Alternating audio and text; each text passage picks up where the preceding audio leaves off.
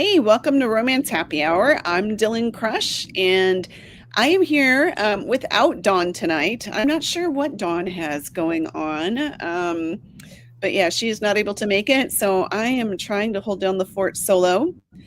But I am not totally alone. I've got two awesome authors with us tonight. We have got DK Marie and Aubrey Kent. So thank you very much for joining me this evening. We appreciate you showing up. Thank you Thanks for having us. Absolutely. So Dawn and I normally kind of talk a little bit about what we've been working on and stuff like that. Since she's not here, I'll just give a quick update that I've been teasing in my newsletter that I will have a Dylan release by the end of the year. And if you are not on my newsletter and want to know more info, hop on there because that's where I'm going to be sharing more information. I'm going to be re-releasing one of my traditionally published series, and I'm renaming it too. So I sent that out in my newsletter last week. So that's been a big project. It's the first time I've ever done anything like that. But yeah, so I've got that coming up, and then I also write as Eve London, and I've got 4 more books coming out before the end of 2025. Wow. So lots going on. Are you both still pushing books out this year, or are you done publishing for the year? Or I'm writing a short romance, and so yes, I have I think 3 or 4 more that are coming out. Yep. 1, 2, 3, 3 more. How about you, I feel like a slacker over here. I just released the one that I want to read today, like on the 15th of last month. So I'm working on the brother story for this one. And I also write a small town lakeside series one. I'm writing the 4th book for that one. And I'm writing a new, it's like a Brother Grimm retelling paranormal. Oh, cool. With another author. So she's doing one point of view and I'm going to do the other POV. So like we're working on Little Red Riding Hood right now. And they'll be cool. like 30 years fun. old. Yeah. So those should be out. That's our, like, what we're moving into for next year. So hopefully we'll have something like what I'm aiming for myself is like spring, summer, and fall to have those 3 out. So well, I can't wait for the Red Riding Hood retell. Like I've already got it. I'm going to add it to my to be read. This sounds I good. have to say it is so much fun. This is my first dive into paranormal, not reading or anything. I've always loved it. But we are just having a ball, and we're taking like the bad characters and making them good. Like the wolf is going to be her love interest. The huntsman's the bad guy. Yeah. So we've already got it because they're all witches. So we've already got the 4 stories that we're going to write for it. That's and great. Each of them are Brother Grimm, all interconnected. It'll be fun. It will be fun already. Yeah. Yeah, we'll have to talk about that in a little bit. I'll be interested to hear kind of how your co-working method works and stuff like that. So. So yeah, if you're just now joining us, welcome. We're excited to have you here tonight. And we kind of jumped into it already, but why don't we go ahead and have you guys both introduce yourselves and tell us a little bit about, who you are and what you write. And DK, since you're going to read first for us tonight, you want to go ahead and introduce yourself first? Yes. I'm DK Marie. Right now, I write contemporary romances. My first 2 series were set in Michigan where I live. My newest one is in Kentucky. Soon I'll be writing a paranormal. Am I leaving anything out? I don't think so. Just anything else you want to share with our viewers or? Yeah, my newest release that I'll be reading tonight is The Bourbon Bet. That one is on in libraries and also on KU. And then I do have just this month, I do have a paranormal short story that if you sign up for my newsletter, you'll get that. And then I'll switch over to my Lake House Love novella. But just for the month of October is a special. Do the newsletter and you get the paranormal vampire story. Great. And I'm going to put that link because you gave that to me. So I'm going to put that link in here. So it's a paranormal vampire romance? Yep. That one's a short story. Yep. Great. All my stuff is open door, including the short story. All right, there we go. I've got that up there for everybody if they want to go grab it. All right. And Aubrey, how about you? Yes, hi, I'm Aubrey Kent, and I am new to authoring. So, this is kind of a second career for me, loving it. I do write open door romance as well, and I write small town, kind of contemporary. I have some cowboys, firefighter, rancher, and it all takes place in this invisible, this fake fictitious town of Indigo Hills. But it's actually set against a real town in Texas. It's a combination of three towns, and it would be Wimberley, New Braunfels, and San Marcos, which are all in the Texas Hill Country. And it's just a stunning area. I don't live there, but we vacation there. And so I created this town, and I'm working on some collaborative books right now. So I have a book that's coming out in a couple of weeks. That one's Backup Cowboy. And then the current one I'm working on right now is in the Whispered Echo series. And this one is a little different. This is a wounded warrior. And he's a smoke jumper. And so this one will come out in November. So he was injured on the job, and he's a mountain man, and he's trying to figure out things. And he runs into a very particular bird researcher in the woods, and love and hijinks ensue. So if anyone's interested in entering that world, my newsletter will also pop up in the show notes as well. I'd love to have you at Indigo Hills. All right. Yeah, I'm going to pop that one in there too. That is awesome. I didn't realize that your world was set down by New Braunfels and stuff. I grew up in Texas, and so okay. Yeah, I'm a Texas girl too. I grew up in Arlington, which is Dallas Fort Worth area, but yeah, I love that area down there. It's absolutely beautiful, and a bunch of my cowboys. It's my happy place. My husband and I like floating on the water. Nothing beats it. Yep. No, I really enjoy it whenever I get a chance to go home and go down there. It's a really pretty part of Texas for sure. So yeah, let me get that one out there too. I will do that in just a second. So I think DK, you are going to read for us first tonight. Should we go ahead and get moving on that? And then that'll give us lots of time to chat in between. But you're reading from the Bourbon Beth, the one that you just showed us. Yep. All right. So I was debating about showing, so I figured this would be the perfect book to read, given happy hour and all that, to do the Bourbon Beth. Absolutely, yes. So, yep, I was debating if I wanted to do the first chapter, because, don't have as much explanation for it, or if I wanted to show how the bet came about in the book.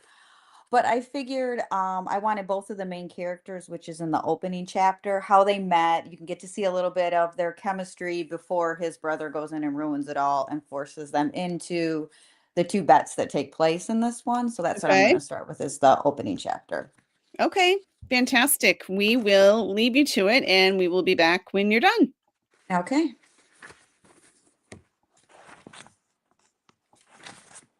All right. This one is in Rosalia's POV. I run my hand along the spine of the limited edition romance novel. Tonight's book club is going to be so excited to see these. Setting it atop the others at my checkout counter, I accidentally bump a stack of monthly statements tucked beneath a framed photo. Both clatter to the floor. From the glass frame now resting at my feet, Dad and I smile up from the opening day of my bookstore. His proud grin beneath the novel idea sign he carved himself is as wide as mine. The old brass bell we hung over the door to my store clangs. I set the dropped items on the shelf behind the counter and look towards the entrance. The world goes quiet like I just opened a new book, and my pulse races like it wants to get to the good parts. This always happens when I see Sebastian Blackstone. Are you here for book club? I joke, tapping the illustrated cover of a couple embracing. His sporadic visits began days after my grand opening almost a year ago, and are always a treat. And not only because his looks rival my book boyfriend's, but because he's interesting. Each time he leaves with something unexpected, I've recommended. Last month's selection is tonight's romance book club pick. I stifle a laugh at the image of him in his custom three-piece suit and shiny Oxfords, sitting in a folded plastic chair sipping coffee from one of my chipped mugs. The man runs the largest bourbon distillery in Kentucky, and his family owns most of the state, including the building I'm leasing. Men like him frequent exclusive clubs for the privileged few, not indie bookstores. I did enjoy the small town romance you suggested, he says, his full lips pulling into a smile revealing a dangerous dimple. But I haven't read much fiction lately. Way, he actually read the romance novel I recommended? I thought he was being polite buying it. Heat rushes to my cheeks. I'm way too pleased. But who can blame me? He's Kentucky's royalty and movie star handsome and took the time to read one of my book suggestions and a romance novel. I My hand collides with a small stack of books on the counter, toppling them. Kneeling, I gather up the scattered novels. We reach for the same book, our fingers touch. A current races up my arm. I glance up and catch him staring. Those eyes, the color of expensive bourbon, hold mine with an intensity that makes me forget how to breathe. Miss Rosalia, shouts a child, startling me. I nearly fall on my butt. Sebastian hands me a book with a smile before turning to the young boy. Jake, one of the kids I tutor, barrels into me and wraps his arms around me. I just finished the shark book. Do you have more? Do you like sharks, mister? He asked Sebastian. This is Mr. Blackstone. Are we back to that, Mrs. Manchester? Asked Sebastian, his right brow quirks. Why is it so sexy? Sebastian, I correct, and then ruffle Jake's hair. This little guy is an amazing reader who loves adventure stories. The 7-year-old steps forward, holding out his hand. I look at his mom and see her proud smile. I'm Jake, and I love to read because of Miss Rosalia. She makes it fun. A flash of warmth fills me at the little boy's praise. It reminds me of why I put so much of myself into my fledgling bookstore and its community outreach, even in months when the budget is tight. He's in my reading program, I explain. Sebastian nods, then crouches slightly, and I shake the small boy's, and he shakes the small boy's hand. The movement highlights his jawline, defined and sharp in profile. What kind of adventures do you like to read? He asks. Sharks and dinosaurs in space, Jake beams. A man of excellent taste, Sebastian says with a nod that makes the little boy stand taller. Those are good subjects. Let me see if I have some. I lead them to the special shelf of donated books I reserve for my reading program students. As he carefully browses the titles, I glance at Sebastian, who's hunched down, talking about books with Jake, and his mom is watching Sebastian with open appreciation. I can't blame her. I also can't help cataloging the scene, the way Jake lights up when an adult takes his interest seriously, and how his mom relaxes at seeing her son so engaged. It's the kind of genuine connection I love reading about, where people surprise each other by caring about small things. These are the moments that make the best stories, the ones everyone discovers when something unexpected about themselves. A few minutes later, with their arms laden with books from the donation section, and Jake and his mother say goodbye. After they leave, I turn to Sebastian. Sorry about that. Where were we? His eyes meet mine, and I swear there's a flicker of something deeper than mere politeness, maybe a hint of admiration, perhaps even attraction, shines in them. The man is unfairly gorgeous, and his presence that fills the entire store, and yet there's a gentleness I don't expect from someone so powerful. I believe you were about to recommend some books to me, he says. Book recommendations are my jam, and I rub my hands together, turning and walking towards the fiction section, keeping my gaze on Sebastian. I say, are you in the mood for horror? There's an amazing one I just read from a local author. There's a haunted house, which I know is overdone, but the way she does it, I gush and then close my mouth. I'm about to start babbling. He always makes me nervous and excited, turning me into someone who knocks things over and can't stop talking. It still surprises me, your love of romance and horror, he says, amusement dancing across his features. Picking up the haunted book, Picking up the haunted house book from the nearby shelf, I hand it to him. I read somewhere that there's a thin line between love and hate, pain and pleasure. As soon as the words leave my mouth, a wave of heat washes over me, turning into a full body blush. I sound like a flirt or a weirdo. I need to shut up around this too handsome and intriguing man. He chuckles. That's true, but today I'm looking for a travel book for Thailand. Oh, and a fun beach read. A gentle flutter stirs in my chest, awakening a dormant wanderlust.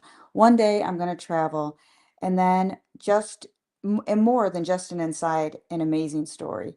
Sounds like you have an adventure in your future, I say, walking us to the travel shelf. One day, when the store is more established and the business loan isn't eating so much of my income, I'm going to travel too.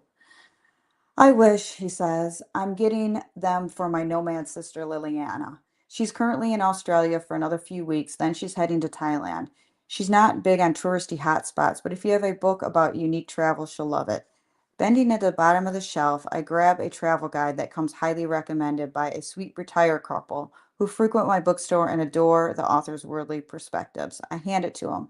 Having siblings must be wonderful. I've always wanted them. I sigh. Some people are so lucky. Depends on the sibling, he laughs, but it holds a slight edge. I get the sense there's tension, but family businesses are complicated, and since I hate when people nose in my business, I don't ask him to elaborate. Instead, I study his profile while he's busy reading the back of the book. His thick, slightly wavy black hair is styled to perfection, and my fingers itch to mess it up, to see what it looks like rumpled from sleep, or something more interesting. Settle down, woman. I need to stop lusting after this poor man who just wants to get a few books for his sister. Putting on my professional hat, I ask, are there any books you'll be getting for yourself today? His face relaxes and the other dimple makes an appearance. Double woe. Don't think too poorly of me, he says. With Derby only a little over 7 weeks away, there's no time for fun fiction. How can I think less of you? Even super busy, you came here to get books for your sister. You're a good brother, I tell him as we leave behind the shelves for the checkout counter. Or maybe I'm just using an excuse to see you. He gives me another heart-stopping grin. A tingle of excitement dances along my skin. Are you? Possibly. His unexpected flirting makes me daring. Even better. For me, I reply. Heat rushes to my cheeks, but I hold his gaze, secretly thrilled by my audacity. I've never been this forward before with anyone, let alone someone who looks like him. And Sebastian Blackstone is definitely something to look at. His eyes seem to darken and he leans slightly closer. You know, I've been thinking, instead of my monthly drop ins, maybe we could actually sit down and talk about books properly sometime. There's a new coffee place on Main that I've been meaning to try. I'll be back in the city on Monday and Tuesday. Are you free either of those days? My heart cartwheels in my chest. Is Sebastian really asking me on a date? Monday is usually perfect since the store is closed, but I promised Grandma Rose that I would help her with her garden project. Not that I'll be telling my gossip loving grandma about this. She'd have it plastered all over social media. Yes, I blurt before I can overthink it. I'm free on Tuesday after 6 when my store closes. I'm writing myself into the plot I can't control. His smile widens. Great, I'll swing by around 6. Maybe. I close at 5. I manage my voice surprisingly steady despite the butterflies in my stomach.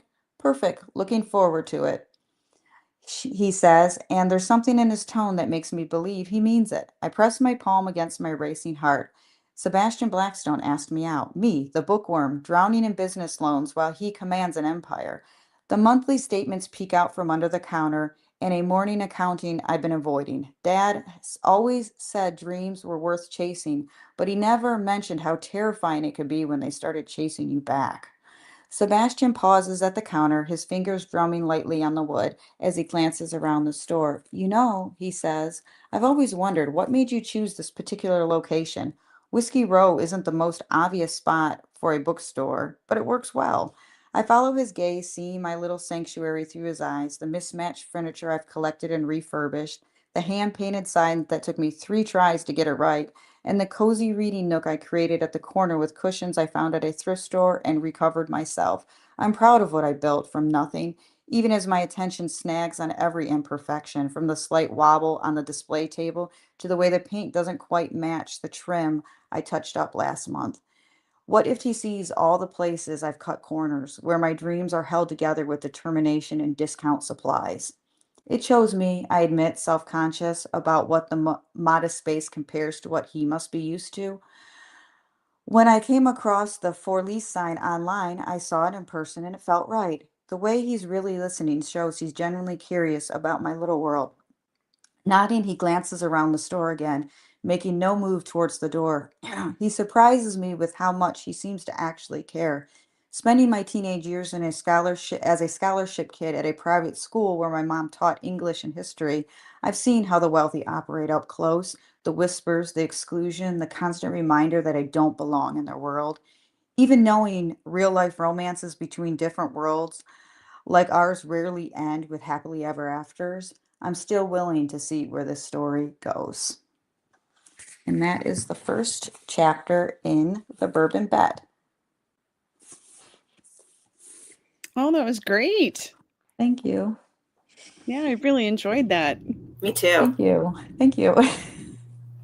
So I could feel like I was right there when you were describing it with the little nook and the mismatched paint. I'm like looking around my room here, kind of like, oh, I Yeah, I feel love those indie seen. bookstores with that cozy atmosphere, and they're just special. Hmm. Yes, absolutely. So I want to know how much research did you do on having to visit indie bookstores when you were putting this together? Because that sounds like a really good reason to me to go visit all the indie bookstores you can find if you're going to write a bookstore owner. Well, I have two very close to where I live. In fact, when I did my bookstore, it was perfect. It was a small indie bookstore where I did the book release, and it was perfect too because she has a liquor license, so we got to give Oh, wow. like I have a drink that I made with bourbon called the Blackstone Fashion, and she was Mhm. able to serve that at the book release, and it's this perfect little cozy place, and I've done a couple other events at indie bookstores just because I love them. And with Where is Kentucky, that? I lived there for a small bit of time and just kept going down there and visiting different distilleries as well for the Mhm. research. That's yeah, I was going to ask about the research you did about bourbon because I have a series called Whiskey Wars, and Hmm. it's a couple families that own a whiskey distillery in Tennessee together. And so I really enjoyed researching, Same. what goes into Hmm. making Tennessee whiskey. And so Yeah, it's did you fascinating how different, and then the whiskeys versus the bourbon, and Mhm. the difference if it's made in Kentucky versus like the bourbon that's made here in the Detroit area. Because I Mhm. visited both, like big, huge distilleries, like the one that his is, like Maker's Mark and Woodford Reserve, but also Yep. did smaller distilleries because like the master distiller is there to answer Right. questions and is very, Yes. very helpful. So I Yes. needed both, and believe me, it was no hardship to do that Mhm. research. So are you a bourbon fan then? I am. I Mhm. am. Very Yep. nice. Yeah, I really, really enjoyed the whiskey, and it's so interesting. I mean, when you talk about the different parts of the country, because my original idea when I was writing that series was I wanted to have a whiskey distillery that was set in Texas because that's where I grew up and that's where a lot of my books are set. And so I wanted to have it set in Texas, but it's 150 years old. And when I started looking into it, I was like, oh, there is no whiskey distillery in Texas that's even close to that old, I think. And I don't want to embarrass myself because I don't remember now, but I mean, the first license that they gave to a whiskey distillery in Texas was, like actually not that long ago. Well, I mean, um, you could have put in the front because I had that. So I'm writing his brother's story now, and the mhm, opening chapter, he's coming home from Quebec City mhm, back to Bardstown, and I wanted it to be on this train, and I needed it to stop through New York and all that, and it just doesn't exist. It yep, doesn't. So I just had to make it up, and I put it in the front end of the book that while there is a train from there to there, it wouldn't take this trail. It doesn't exist. So, I mean, you could have just mhm, said, so if you ever yeah, decide, you could do it later and just say, there is no place that's been around that long. That's right, fiction, but the whole scenery and all that stuff is mhm. true. Well, but then when I started looking into it, I was like, I mean, it has to be set in Tennessee because, Tennessee whiskey, you go through the extra process and the Lincoln County process where it goes through the charcoal drip. And I mean, it was just really, it was fascinating. And so yeah. And then I also had an excuse to go visit the Jack Daniels distillery and all that good stuff. So, It was funny too because I was just in Kentucky to do a book event and to pick up some of my favorite bourbon, and then me and my husband continued on to Tennessee, and mhm. I was like, "Yeah, I got to get some Tennessee bourbon," and I'm like looking around, where's all the Tennessee bourbon? And then and There then is no oh, Tennessee there bourbon. is no Tennessee bourbon. That's just Kentucky. It's Tennessee whiskey and Mhm. moonshine. Oh, that's why I Yep. can't find it. Yep. So yeah, that's why you just need to you need to go to those places sometimes or Yes. do really good research. Because I mean, there was a part in this story where I was talking about Western horseback riding, and I don't know why it just slipped my mind that they don't do Western horse riding in Kentucky. It's Oh. it's like the equestrian Europe. It's the same what they do in Europe. And I know when I was Oh. living there, I went to Churchill Downs. I seen it, but Hmm. for some reason, when I got back to Michigan, we're one of the few on this side that do Western riding. That's all I seen. And luckily, my editor was like, "Well, thank you for catching that." Hmm.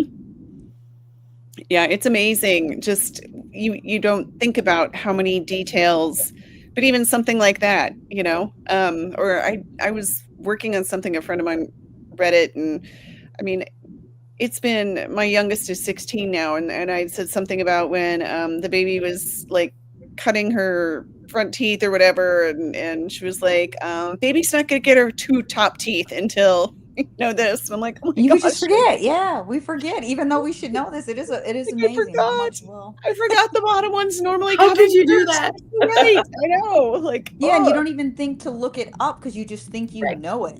right. Yes. Yep. So it's amazing how many details, we think we know.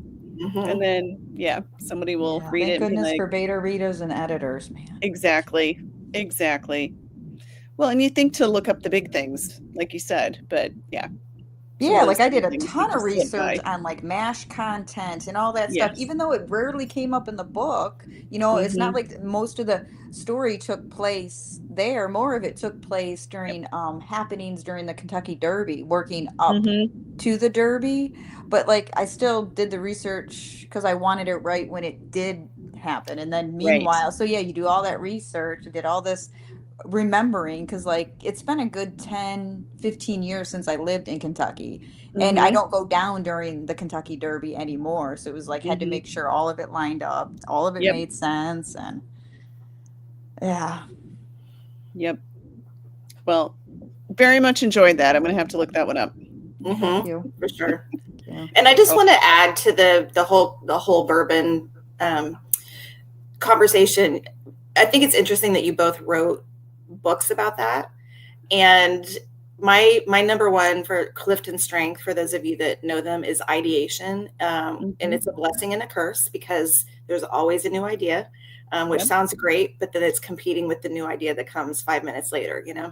But my husband's family is from a very tiny town in Texas, and when I first went there, you basically drive through the one street and keep going towards Fredericksburg, which is in the hill country, and someone bought property. It's high Texas, and they built a bourbon distillery on that Woohoo. property. And so it's Oh, now really?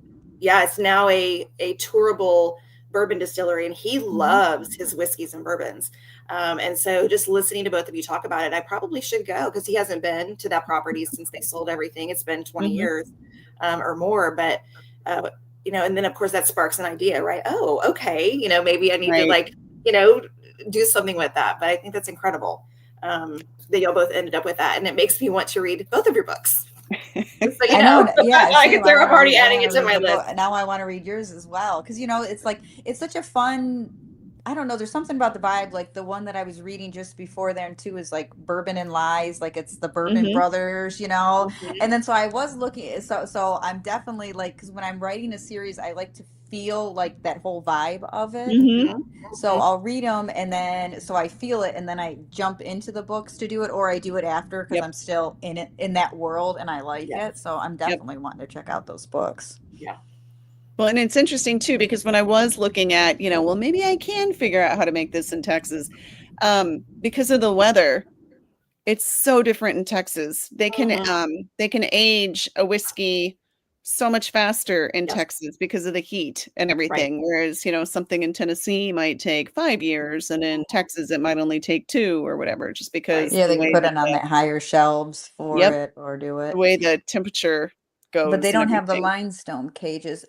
So I know Right. like here in Detroit, I asked the guy at Detroit Distillery what they do, and they just said it's a chemical. Like they showed me the big tank that they use Mhm. versus the limestone Mm. cave. Interesting. So I always feel like when it comes to liquor, if there's a will, there's a way. People Yes. figure it Oh, out. for sure. Oh yeah. Mm-hmm. Prohibition. All those immigrants were very determined. They were bringing their recipes for, how to make whatever Mm-hmm. they needed to make with them. So, Uh-huh. yep, And they figured it out. they And we did. appreciate it. They And they did will continue to indeed. do so. Mm-hmm. Yep. So I don't see any questions from any viewers yet, but I always have a few of my own. And so one of the questions that we get that we have a lot of either authors or newer authors that tend to watch the show. And so one question we always get is, what is your process when when you decide either that you're going to pursue this idea, or when you sit down and you start to write a book, a lot of times people want to know, where do you get your inspiration? And then also, what's your process? So, I mean, that first, DK? for me, it's a million different things. It's people, it's music, it's a book that I read, but like there was a path not taken that I want to take. Um, so it's so many places. A lot of though I'd say the main one is music. Like I can hear a song and it'll spark an idea for a whole story. I could probably pick out of the 9 books that I've written, probably more than half of them is a song Oh, that I interesting. heard. And like I could just sit there and the whole story unfolds or a certain scene will unfold for it. When I write it, when I'm ready to get started, I'll usually do like a loose outline. I'll look at the character's wounds, because how they react to everything will be the wounds. So I figure out what are their wounds, and then I write a really loose outline. Once I have an idea, I'll do like a chapter by chapter where every chapter has to have a question, Hmm. and then the question has to be answered, and then the chapter has to end on another question, Hmm. and I'll bounce it along that way. And Okay. then I'll just start writing, and somewhere along the line, I'll mess up the whole outline and I'll have to start over again because something like usually I'll be nice to them and Hmm. then I'll be like, no, no, no, this has to happen to them and make Hmm. it worse and worse. So then I'll have to go back and make some changes. So there's an outline, but it's a loose outline.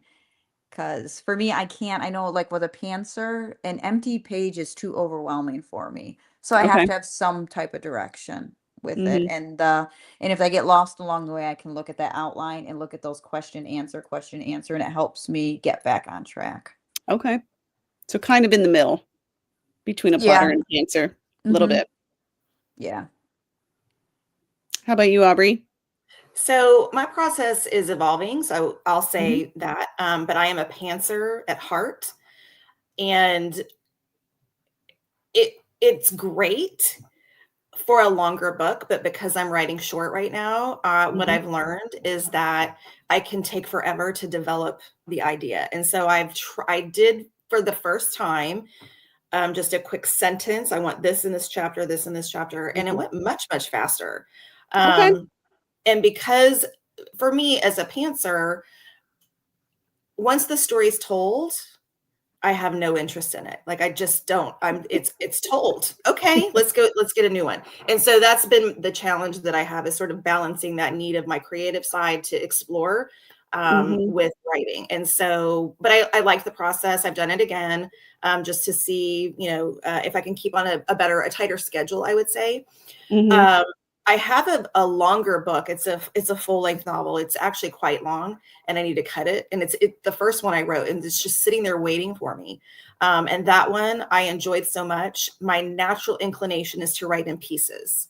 Okay. So an idea will come to me, and I will write that piece of it, and then another Hmm. idea will come to me, and I'll write that piece, and it's like a puzzle, and I fit it together. That's my Oh, natural interesting. inclination. Hmm. I don't have to go in sequential order. But I also think that's because the story is in my head constantly. I Hmm. already know and have thought through this is going to happen, then this is going to happen. So if I'm sitting there and an idea comes to me, I've already got it sort of outlined in my head, I Hmm. suppose. And then I have an inspiration for this piece of the story, and then I can write it that way. And so that's how I write bigger. But the shorter ones, trying to keep to a schedule and trying to get that creative energy is I'm still in the process of learning it. I don't think I Hmm. will ever be super detailed, but I do really look at tropes. You know, I sit down, I look at my tropes. What tropes do I want to be in this text? And like DK, you know, what are the wounds of the character? What motivates this character? And why would these two characters be attracted to each other to begin with? And then what is motivating each of them independently that the other helps either solve or grow through or grow to? So that's sort of my process. Yeah, that's interesting that you piece it together. I have to write. I mean, I guess there have been times where I've skipped a scene or two, you know, especially if it's a steamy scene and you're just kind of like, oh my gosh, I'm sitting at the trampoline park and like this, you know, or I'm on an airplane and like, yeah, this is just not the place to be writing this. So there have been times where I've skipped scenes and stuff, but I've had a couple authors that we've had on that have talked about how they, you know, they might write the ending first, or they might write this piece first, or whatever. And I'm just like, I cannot even imagine. If the scene is there and it's great, I need to get it down right then. And that's not my norm. I wouldn't say I do every scene that way. But it's normal enough, you know. And if it's really talking to me, I just have to get that little bit down because I'm going to lose it if I don't. And that's just how my brain. I dictate it on my phone because I find like if I'm like, I have to write this chapter right now because I have 1 hour of writing time, then I'm just like, got nothing. But if I'm making dinner or I'm driving, I have time to be like, I think it's just because it's not mandatory time. It's time to let my mind wander. So I'll hurry up and I'll grab my phone. So as I'm driving somewhere, I'll pick it up and I'll dictate it. And then I do the same. It just, the only thing I have to do is make sure when I do it is I get home and I hurry up and check it because you know how it is auto talk to text because I'm just using notes on my phone. I'll have to like fix it because if I wait 4 days, I'll be like, what in the world was I talking about? And I'll do that because it's just the whole thing. And then I'll be like, oh, wait, no, he wouldn't say that. So dash, blah, blah, blah. He's going to say this instead. So make sure to change that later. So it's very messy. But I mean, like I can have the bones of a whole chapter written in a 20-minute drive because there's something, or while I'm making dinner, because there's something about, or cleaning, there's something about when it's like, well, this is free time to let my mind wander. That when the ideas will start to come versus like I'm on a schedule and I have to write right now. And my body's like, I think it's interesting that you say that because, I mean, how many of us have had just a breakthrough while we're in the shower or something? Always the shower. Always the shower. Always the shower. I was going to joke. I told my husband that's what I want for Christmas is one of those notepads that you can write in the shower with. Right in the shower. Yep.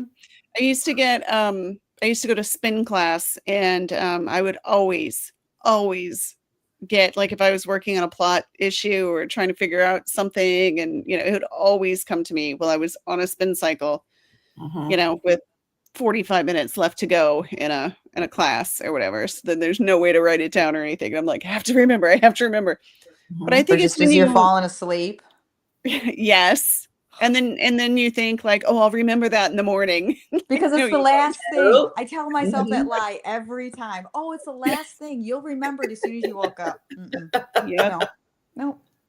Or if you write it down, sometimes, you know, when you are like having this wonderful idea and then you go and you write it down. And then when you wake up in the morning, you're like, what?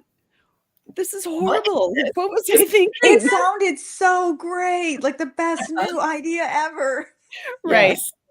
Yes. So I think it works both ways. That's funny. Well, I'm glad that is a universal issue and not just me. Yeah.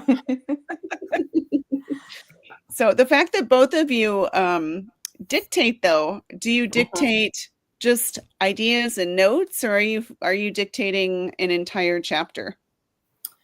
So for me, I'm what I did was what DK was describing. I found myself in my car and these ideas would come to me. So I would pick up my phone and I started dictating the next chapter is what I would do. Sometimes it's a note, you know, usually it's the chapter. And then I went and I listened to an interview of someone who uses the voice recorder.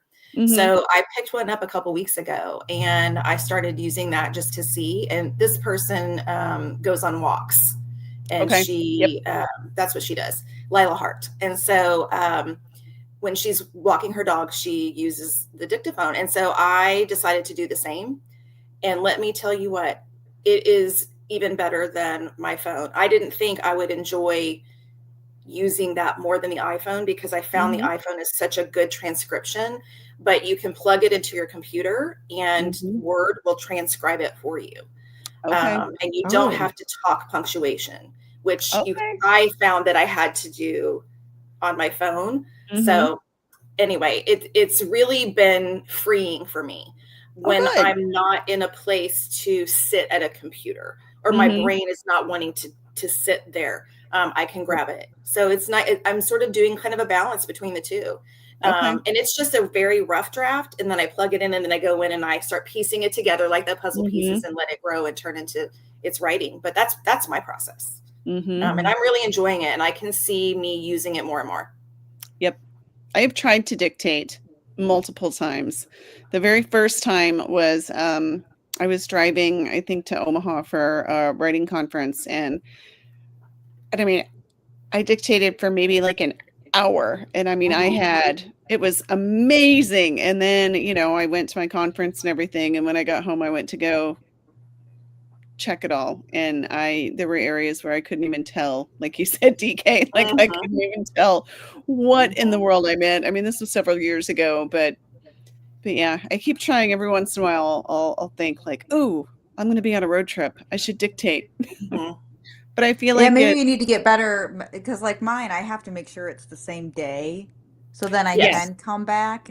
So if it picked up the wrong word, or I have to pay attention, because you know how sometimes, because I'm just using notes, like I have to listen for that ding, because sometimes it'll shut off, and if I'm not paying attention, I could still be yattering on, and it's not recording it. Right. So it sounds like Aubrey's got way better like that, where, because like I'll just put it in notes, and then I'll email the notes to me, copy paste. That's what I did into and Scrivener. I loved it. Yeah, and then I just put it into Scrivener, and then fix it out. But I try to get it within a couple days, because it's usually a chapter for me, and then I won't go on to the next chapter until I get it. Otherwise, it probably would be too like where I wouldn't be able to understand it. It's like, what did I mean here? I'm sure this was brilliant. What was it? Yeah, I mean, it's still enough, because it's the full chapter, that even when it's messy, it can at least bring it back to what I was thinking. Because it's the same. It's usually not, it'll start out as notes, but then as I'm sitting there, more will come to me, because I'll be like, well, let me just get this idea out. And then as I'm driving, or as I'm cleaning, or as I'm cooking, I just keep thinking on it, and then more ideas will come, and more ideas. And then I'm in that zone. And then it's nice, because it's kind of like, reminds me of a first draft of a book. Like, it's the bones of it. And then as I'm writing it, I hear them talking more. I see it more, and it becomes more and more vibrant. But yeah, you can't wait too long. No. I did learn that. I can't do it at the computer. I have to be doing another activity. That's what I've learned about myself. So like what DK was saying about driving or cooking or something else, that's when I find I'm at my best at using dictation. Is when I'm cleaning, I'm, doing something else. So otherwise I need to be at the computer seeing my words. Yeah, if I'm at the computer, I'm just going to type it. Right. Yep.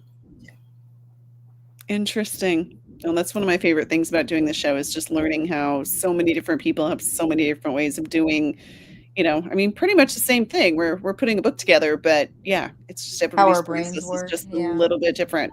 So, well, I've heard even too, like people say different parts of your brain work when you type versus when you write it out. So if I get stuck, sometimes I'll just get out a good sheet of paper and start writing versus or dictating or computer.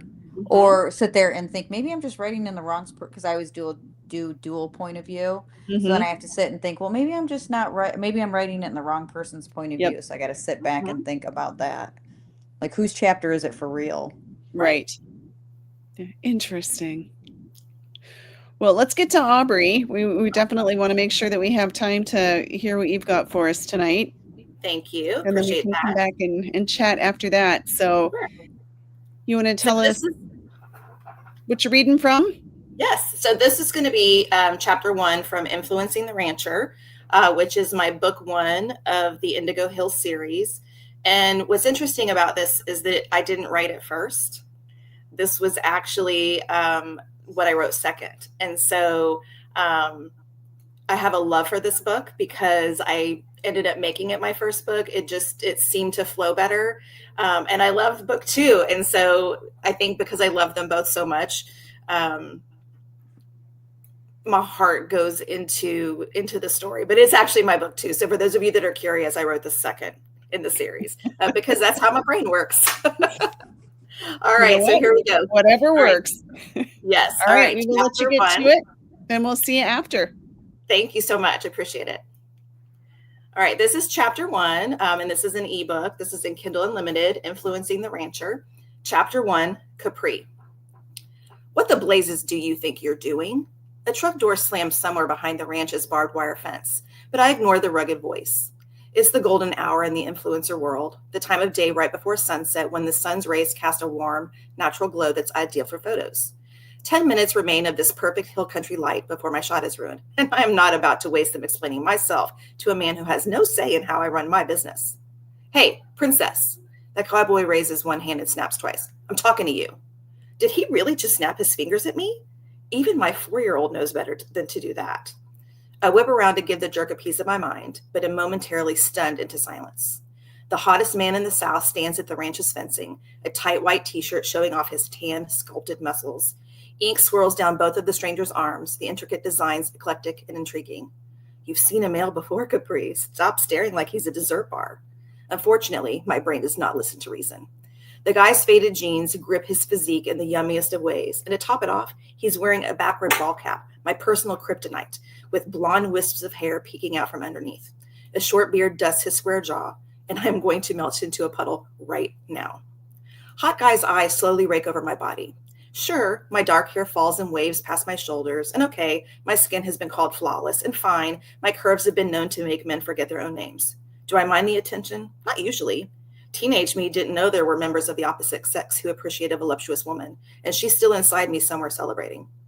As if clearing out rocks, Hawkeye shakes his head and then taps a worn cowboy boot on the bottom fence rail. I'm waiting, princess. Seriously? Screw him in that deep, throaty voice. Flicking my hair over my shoulder, I throw up a hand and start counting with my fingers. 1, I'm not a dog, so snapping won't work on me. A hawk soars overhead and settles on a nearby post as if watching our exchange. 2, thank you for recognizing royal pedigree when you see one. My Tudor ancestors would be proud. The bird of prey cocks its head, its beady eyes locked on us like it's judging who'll back down first. 3, this side of the fence is county property. There are no laws prohibiting me from taking photos here. It's true. I always verify that no area bylaws will prohibit me from posting certain pictures to my socials. Arms crossed over his chest, hot guy quirks an eyebrow at me, so I quirk an eyebrow right back. A movement catches my eye, so I turn. The hawk shifts on the fence post, one leg tucked under its body, its eyes sharp and judgy. Let's go, bird. My mascara is waterproof and my patience is petty. I'm not backing down.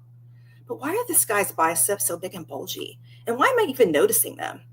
I swore off all men 8 months ago, particularly grumpy, gorgeous types who think the world should bend to their will just because they exist. The hawk lets out a sharp cry and propels from its roost into the sky, drawing my gaze towards the setting sun.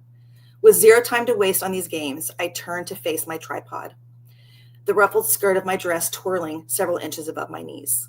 I walk backward to the spot lined up on my camera screen, the picturesque hills framing the countryside behind the ranch fencing. My client, Clover and Lark, is a woman-owned business that's quickly becoming a sought-after online boutique known for its sustainable fabrics. The spring colors of the dress are complemented by the swaying grass, the special edition cowboy boots matching the earth tones of the hill country landscape. Both are confirmation that this winding county road is the optimal place to capture my social media images. Adjusting my brown waves to fall in front of my shoulders, I decide the shot looks perfect. In the area for a family reunion, I arrived in Indigo Hills a few days early to scout locations for the clothing campaign and to tour the local elementary schools. My cousin, who has lived here for about a year, won't stop bragging about how great the small town is. I have to admit, there's something about the Texas Hill Country that feels like I was meant to land here. My supportive parents insisted on bringing my daughter to Indigo Hills with them so I could have time to tour the area alone. Although they don't mind me living in their garage apartment, my mom and stepdad know it's not what I want for Maddie's future. Hot guy places a boot on the bottom rung of the barbed wire, his fit body about 7 feet behind mine, still in the shot. I huff in frustration. Look, mister, if you don't move out of the frame, I'll take my pictures with you in the background. He remains motionless, so I press the small remote in my hand and snap a few selfies. When the man doesn't bother to move, I heave a sigh. I've got to get these shots. Why are you still here? Why the hell are you taking pictures of me? His gritty voice is laced with warning. Incredulous, I toss an aggravated glance over my shoulder and practically shout at the guy. I'm not taking pictures of you, you arrogant meanie. I'm snapping perfectly legal business photos. Ignoring my words, Hot Guy jumps over the barbed wire fence with ease and steps in close. His scent, a spicy mix of cedar and smoked bourbon, invades my senses, and the ink on his arms calls to me like a bad decision. Are there or are there not pictures of me on your phone? The man's voice is a low, deep grumble that I feel in the pit of my belly. Determined, I turn toward Hot Guy and send him my sweetest camera-ready smile despite his testiness. The photos are only on my phone because you chose not to move out of the way. There was fair warning. I fiddle with the small charm hanging from one of the delicate gold chains around my neck. He takes another step toward me, that deliciously spicy scent toying with my libido. I need you to delete those pictures, princess. His throaty words ominous, the guy anchors his hands at his waist and taps his foot again. No. I cross my arms over my ample chest and tap my designer cowboy boot right back at him. He steps into my personal space like he owns it. My image is not for sale.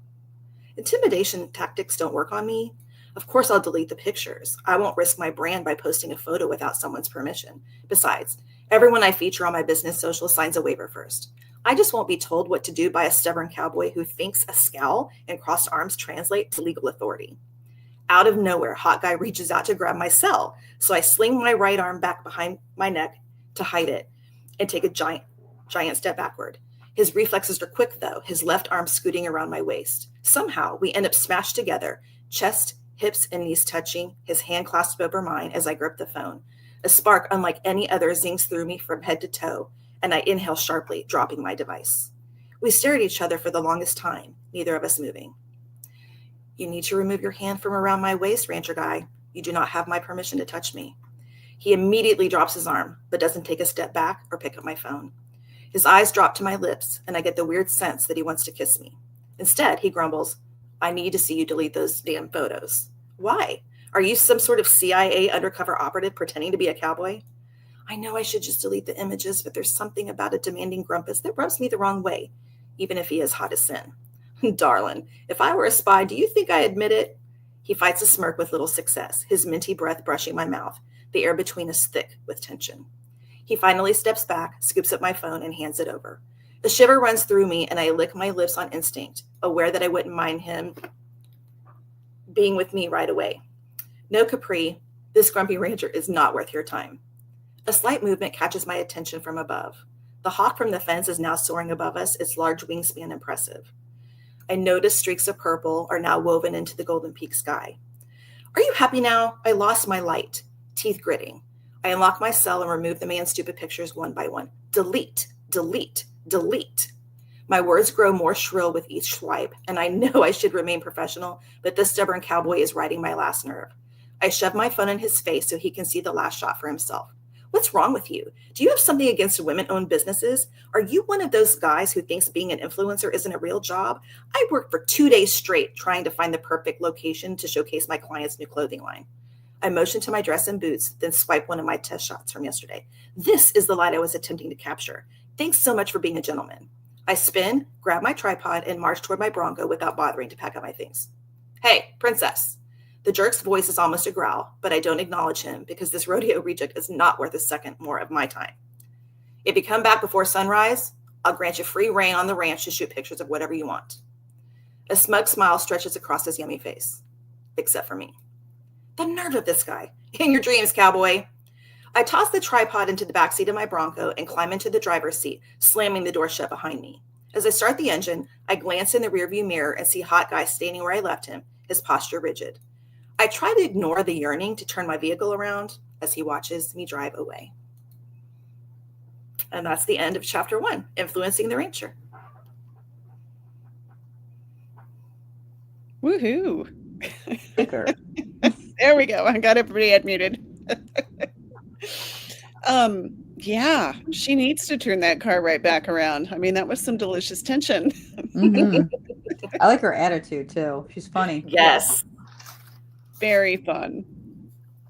And that's book one. So That's book one, yes. How many books are in the series? Right now, there are 3.5 because I have my newsletter as a prequel with a cowboy that works on Zane's Ranch. And then book 4 is coming out in 2 weeks.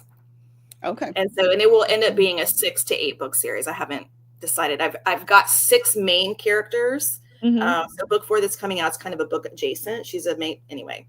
And so I've got 6 books planned, 3 officially in the series out right now. But everyone is set in this Indigo Hills world. And these are like 2-hour reads? These are 2-hour reads. Okay. Yes. Yep. Very fun. I love writing the shorts, but also I love reading them. It's just, I mean, it just seems like the less time I have, to read, like sometimes I don't have time to read every single day. And so, if I start a book that is, like a 500-page book, and then it's like a couple days that I haven't had a chance to read it, and then I have to go back and yeah, I have really started to enjoy reading the shorts as much as I enjoy writing them, just because you get that, You do. And I love the 2-hour reads. Right now I'm actually reading a 1-hour read. And if it's the right writer in the right time period, that the length doesn't matter. Right. And so that's what I'm finding. And it was hard for me to write short first. And so what I'm finding is the 2-hour read is really my sweet spot. Because I want to tell a complete story. And I like to have other people in the story. So I like found family is really important to my stories.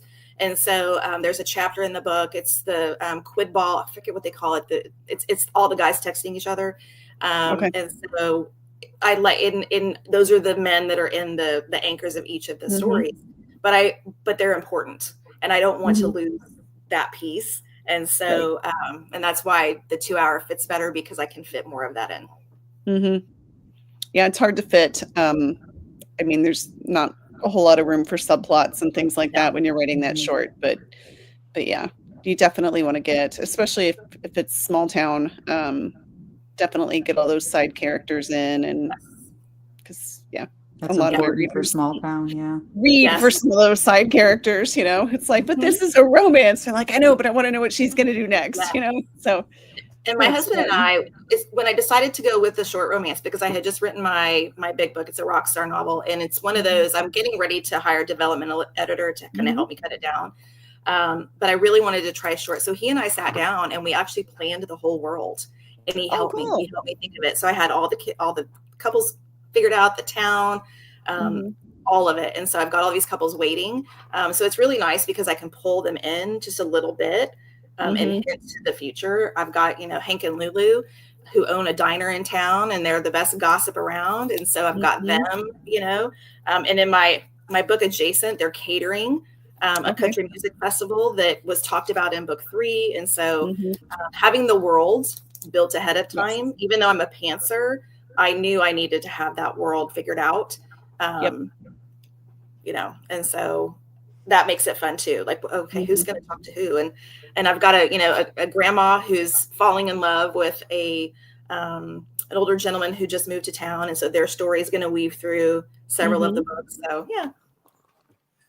Generation. It's funny that you're the pantser and you have I know, and I'm the planner over here. And when I do my interconnected series, I don't do that at all. Like, I just finished one for my Lake House Love series, and it was like I wrote a book, like, and said it was the first book of the interconnected series. Then I wrote a second book, and then I wrote a short that ended up being a full, and it went right in the middle. So I released it in February, but it looks weird when you look at it because it like one, it was like, so 1 and then 2, or 1, 3, and then 2 came out. So, I'm quite impressed. Like, I should do that beforehand. And now I'm writing another, because they just keep, my problem is when I do that, it's like, I'll write one book and as I'm writing it, the secondary character will be like, it's my turn, it's my turn. Yeah. And then I'm like, Mhm. okay, I got to write that one Right. now. And you've got to do Mhm. that. And that's Mhm. actually, even though I have these characters, you know, I have the couples figured out. I don't have their stories figured out. Like I know the Mhm. couple, I know kind of what they do. But that's happening to me a lot. There's a couple that is screaming at me, write me next, write me next. And they're supposed to be my end cap, Mhm. you know? See, mine, So I don't even have that. I just write them and I'm like, oh, here's the yeah. secondary character. And then the next thing I'm like, oh, no, you want to be main character. I Okay. see. And I didn't know it when I started out Yeah. So writing see, it. yep. Yep. And like that was it. Like when I wrote the book that I released in February, Smooth Sailing, like I kind of knew that I had to write somebody to do some stuff that happened in the first book. And I was like, Mhm. oh, Paloma would be perfect. So I'll just do a quick short story and it'll be a newsletter magnet. Paloma was like, no, I get my own full Mhm. story. Mhm. Maybe you can give my brother the novella, which is what I There you ended up go. doing. So Mhm. it's like, I don't even know who it will be. Mhm. Isn't that funny? I know Yeah. I talk to my husband sometimes. He'll say, "How did writing go?" And I'll be like, "They just wouldn't cooperate." And he's like, "But you know that you created them." I said, Sometimes yes, but most of the time no. They entered my head as a fully Yes. formed human being." Mhm. Well, and then it's just amazing the way the imagination works, because that's it too. Like Mhm. people will ask, like, "Oh, are characters people that you know?" And Yep. and for me, I'm like, well, bits and pieces are me, are my Right. kids, are my husband, but do I base it off anybody? I can't because Right. they're character, they're They're their own separate. people. Like Mhm. if I tried to write somebody, if say if the main character guy was my husband, then he wouldn't be able to do things because my husband, you know what I mean? And then I always think too, like, what if I got mad at these people halfway through the book? If they were real, I wouldn't be able to write the stories. All of a sudden it'd turn into like a horror or something instead of a Right. romance because I'm mad Domestic at them. thriller.